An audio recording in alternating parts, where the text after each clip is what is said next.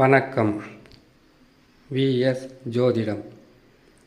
இந்த ஜோதிட சேனலில் மகர ராசி 2026 முதல் 2027 வரை மகர ராசியான உங்களுக்கு ராஜகிரகங்கள் என்று சொல்லக்கூடிய குரு, சனி, ராகு, கேதுக்கள் என்ன பலன்களை தரப்போகிறது, எத்தகையான அதிர்ஷ்டங்களை பெறப்போகிறீர்கள் என்பதை சிறு விளக்கமாக பார்ப்பதுதான் இந்த பதிவு. மகர ராசி. மகர ராசிக்காரர்களுக்கு சோதனைகள் விலகி சோதனைகளையும் சாதனைகளாக மாற்றக்கூடிய அமைப்பில் கிரகங்கள். காரணம், 7.5 சனி விலகினாலே ஒருவருக்கு இருக்கின்ற தடங்கள், உறவு சிக்கல், நம்பிக்கை துரோகம், ஏமாற்றம், இழப்புக்கள், பல வகையான பிரச்சனைகளிலிருந்து மீண்டு வர வழி பிறக்கப் போகிறது, பிறந்து விட்டது என்பது அர்த்தம். சனி பகவான் அவருடைய சொந்த ராசி என்று சொல்லக்கூடிய மகர கும்பமாக இருந்தால் கூட அவர் பிடிக்கின்ற காலத்தில் பல வகையான கஷ்டங்களை கொடுப்பார். கடந்ததை பேசி மன கஷ்டங்கள் வேண்டாம். சுருக்கமாகவே சனி பகவான் விலகிவிட்டார். இனிமேல் உங்கள் வாழ்க்கையில் ஏற்பட்ட சோதனைகளை, வேதனைகளை, பல வகையான தடைகளிலிருந்து மீண்டு வர வழி இருக்கும். உதவிக்கு யாருமே இல்லையே, உதவி செய்யவும் ஆள் இல்லையே, இனிமேல் வாழ்க்கையில் நம்மால் மீண்டு வர முடியுமா, வாழ முடியுமா, வாழ வழி கிடைக்குமா என்ற மன கஷ்டத்துடன் ஏக்கத்துடன் காத்து கொண்டிருந்த காலங்கள் முற்றிலும் விலகியாச்சு.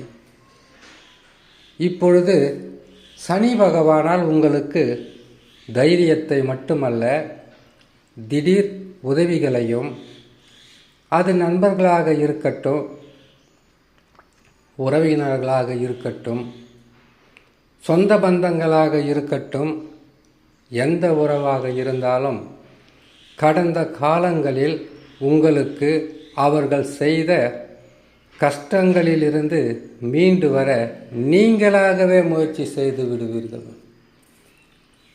தொழிலில் வளர்ச்சியும் எதிர்பாராத தனலாபங்களும் கட்டாயமாக கிடைக்கும். அது மட்டுமல்ல, ஒரு மனிதனின் வாழ்க்கையில் சோதனைகள் வருவது, கஷ்டங்கள் வருவது, இப்படியும் சில பிரச்சனைகள் இருக்கிறது என்பதை உணர்த்தியதாகவும் இருந்து கொண்டே இருக்கும்.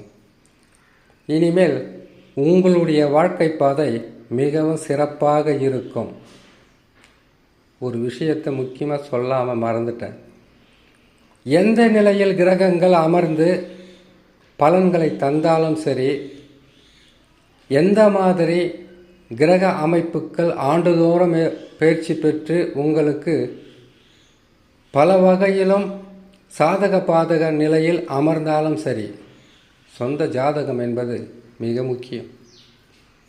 ஜாதகத்தில் தசா என்பது மிக மிக முக்கியம். அந்த தசா தான் உங்களுக்கு வளர்ச்சியா வீழ்ச்சியா என்பதை முடிவு செய்யும். இப்பொழுது மட்டுமல்ல, 7.5 சனி வந்தால் தான் அப்படியா? அப்படி கிடையாது. 7.5 சனி வந்தாலும் சரி, ராகு கேதுக்கள் பாதகமாக இருந்தாலும் சரி, சாதகமாக இருந்தாலும் சரி, குரு பகவான் கெட்ட இடங்களில் அமர்ந்தாலும் சரி, சொந்த ஜாதக தசா உங்களை நிலையாக நிறுத்துமா, நிலை குலைந்து அலைய வைக்குமா என்பதை முடிவு செய்ய வேண்டியது சொந்த ஜாதகம்தான். சரி, சனி பகவானால் இனி பிரச்சனைகள் பெரிதளவு இல்லை. எதனால் வரைக்கும்? 3ஆம் இடத்தில் இருக்கின்ற வரையில். அதற்கு பிறகு வருவதை பார்த்து கொள்ளலாம். இப்பொழுது கடந்த பல ஆண்டுகளாக இருந்து வந்த கஷ்டங்கள் விலகும், விலகியாச்சுன்னு சொல்லலாம். சனி பகவான் மாறுவதற்கு 6 மாதங்களுக்கு முன்பதாக இருந்தே உங்களுக்கு எல்லா தடைகளையும் விலக்கி சரியான பாதையில் நடத்தி செல்வார். இப்பொழுது குரு பகவானால் ஏற்பட்ட சில குழப்பங்களும் கஷ்டங்களும் இன்னும் சில நாட்களில் விலகி மிகவும் அதிர்ஷ்டகரமான வாழ்க்கையை அமையப் போகிறது என்பது உண்மை. காரணம், மகர ராசியில் குரு பகவான் நீசம் பெறுகின்ற ஸ்தான பலமாக இருந்தாலும் அவர் உங்கள் ராசிக்கு 7ஆம் இடத்தில் உச்சம் பெறுவார். அப்படி உச்சம் பெறுகின்ற குரு பகவான் மிகப்பெரிய ஒரு அதிர்ஷ்டத்தை கொடுப்பார். 7ஆம் இடத்தில் குரு பகவான் என்றால் திருமண தடை விலகும், புத்திர பாக்கிய தடை விலகும், குடும்பத்தில் சுப நிகழ்ச்சிகள் ஒன்றின் பின் ஒன்றாக நல்ல நிலையில் நடந்து உங்களுடைய வாழ்க்கையில் அடுத்த கட்டத்திற்கு நல்ல பெயருடன் வாழ்வதற்குண்டான வழியை காட்டுவார். சரளமான பணப்புழக்கம் இருக்கும். எதிர்பார்த்ததை விட எதிர்பாராத அதிர்ஷ்டங்களும் கிடைக்கக்கூடிய காலம். உங்களுக்கு எத்தனை உறவுகள் பகையாக இருந்தாலும் எதிரியும் உதவி செய்யக்கூடிய காலகட்டம்தான் குரு பகவான் 7ஆம் இடத்திற்கு வருவது. அவர் 7ஆம் இடத்திலிருந்து மாறும்போது பார்த்துக்கலாம். இப்போதைக்கு நல்ல பலன்களையும் நல்ல நேரத்தையும் அதிர்ஷ்டகரமான வாய்ப்பையும் குரு பகவானால் உங்களுக்கு கிடைக்கும். ராகு கேதுக்கள் பாதகமான இடத்தில் இருந்தாலும் சனியும் குருவும் நல்ல இடத்தில் இருப்பதினால் ராகு கேதுவால் எந்த வகையான துன்பங்களும் இருக்காது, பிரச்சனைகளும் இருக்காது. இனி மகர ராசிக்காரர்களுக்கு அனைத்து வகையான நற்பலன்களும் கிடைக்கும், நல்ல நிலையில் கிடைக்கும், மாற்றங்கள் இருக்காது.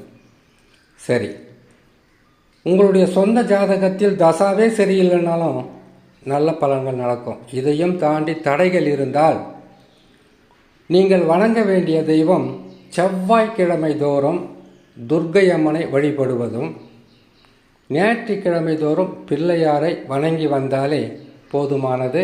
நற்பலன்கள் என்பது தொடர்ந்து நடக்கும், கிடைக்கும் என்று சொல்லி இன்னொரு நல்ல பதிவில் உங்களை நான் சந்திக்கிறேன். நன்றி, வணக்கம்.